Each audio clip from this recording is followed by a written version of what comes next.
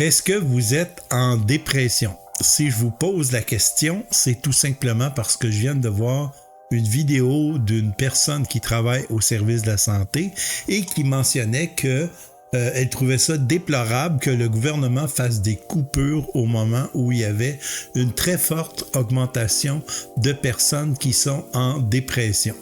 Alors moi, quand j'entends ça, ça me fait un peu friser les poils parce que je trouve ça un peu déplorable qu'on prescrive trop facilement ici au Québec soit des antidépresseurs ou du Ritalin pour les enfants. Ça, c'est les pilules les plus populaires ici au Québec. Si tu vas pas bien, on te prescrit des antidépresseurs. Sauf que le problème avec les antidépresseurs, c'est que quand tu rentres dans cet engrenage-là, ben tu peux pas arrêter du jour au lendemain de prendre des antidépresseurs.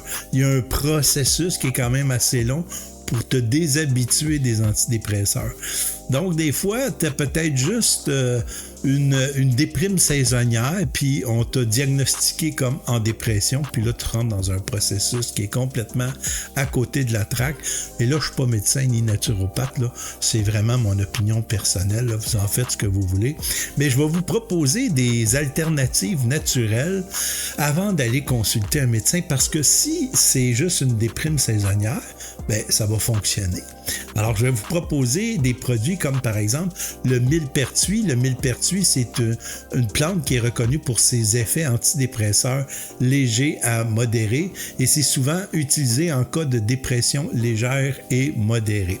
Il y a également le Rhodiola rosea. Celui-là, sincèrement, je ne le connais pas, mais c'est une plante adaptogène qui aide à réduire le stress et améliore l'énergie mentale. Intéressant. Mais honnêtement, comme je vous dis, je ne le connais pas. Donc, s'il y en a qui le connaissent, écrivez-moi en commentaire si vous l'avez déjà essayé. Il y a également le safran. Le safran, des études montrent que le safran peut être aussi efficace que certains antidépresseurs pour la dépression légère. Là, c'est vraiment des dépressions légères. C'est pour ça que je vous dis au début que ça peut être juste une déprime saisonnière, votre truc. Donc, des fois, peut-être avant de consulter, essayez des alternatives, puis si ça ne fonctionne pas, à ce moment-là, vous irez consulter un médecin.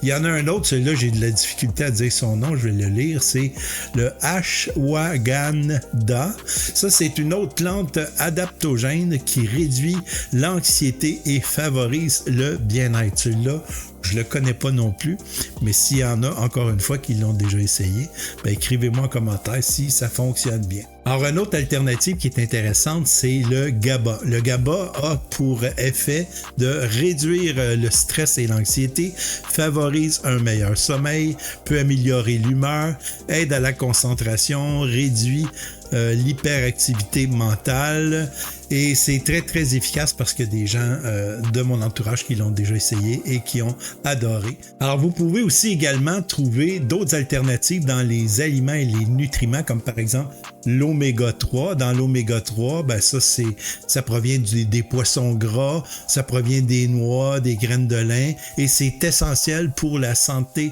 du cerveau. Donc c'est important d'en prendre souvent ou régulièrement.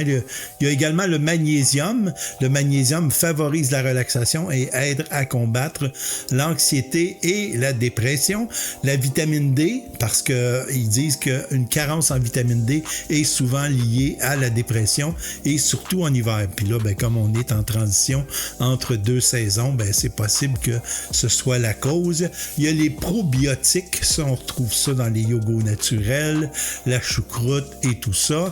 Dans les habitudes et les techniques naturelles, ben, il y a l'exercice physique, la luminothérapie, il y a la méditation et la respiration, il y a le sommeil de qualité, hein, dormir un bon 8 heures par nuit, c'est essentiel, et le contact avec la nature aussi qui est très très bon, et j'ajouterais à la liste le dessin. Faire du dessin, c'est une forme de méditation. En passant, j'ai un livre qui est disponible sur Amazon qui s'appelle Dessin humoristique pour débutants, si ça vous intéresse.